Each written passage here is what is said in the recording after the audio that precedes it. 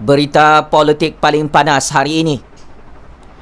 Benarkah Muhyiddin merombak kabinet kerajaan PN di Putrajaya? Pada hari Jumaat lalu, Kerajaan Perikatan Nasional mengumumkan pembentukan Majlis Pemulihan Negara bagi menggantikan fungsi jawatan kuasa khas Kabinet Pelan Pemulihan Negara. Fungsi Majlis Pemulihan Negara yang bakal dipengerusikan oleh Perdana Menteri Tan Sri Muhyiddin Yassin difahamkan masih lebih kurang sama dengan jawatan kuasa Kabinet Pelan Pemulihan Negara.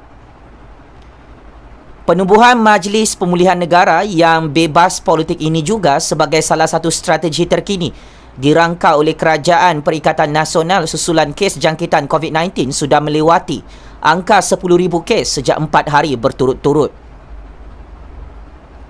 Satu analisis politik dalam akhbar Sinar Harian menjelaskan bahawa inisiatif Kerajaan Perikatan Nasional untuk melaksanakan Majlis Pemulihan Negara meskipun didakwa atas nasihat Tun Dr. Mahathir mencadangkan penubuhan kerajaan interim seakan-akan Majlis Gerakan Negara mungkin bertepatan pada saat rakyat semakin bimbang dengan penularan varian Delta yang semakin mengganas di Malaysia.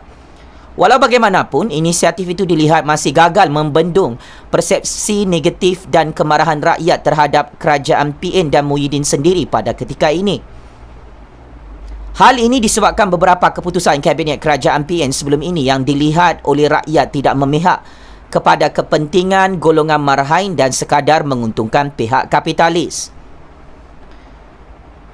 Tidak cukup dengan itu, beberapa penganalisis politik berpandangan inisiatif kerajaan PN memperkenalkan Majlis Pemulihan Negara bagi membendung krisis COVID-19 sahaja tidak cukup untuk meredakan kemarahan rakyat.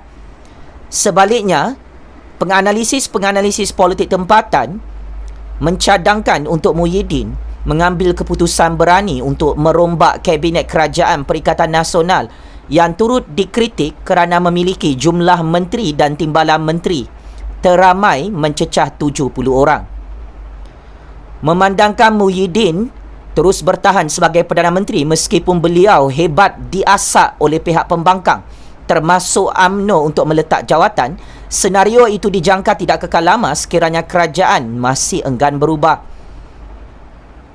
Rombakan kabinet perlu dilaksanakan segera oleh Muhyiddin dalam masa terdekat sebagai isyarat kerajaan PN peka dengan rintihan kekecewaan rakyat. Rombakan kabinet sebelum ini tidak cukup, kata penganalisis politik dalam Sinar Harian hari ini. Terima kasih.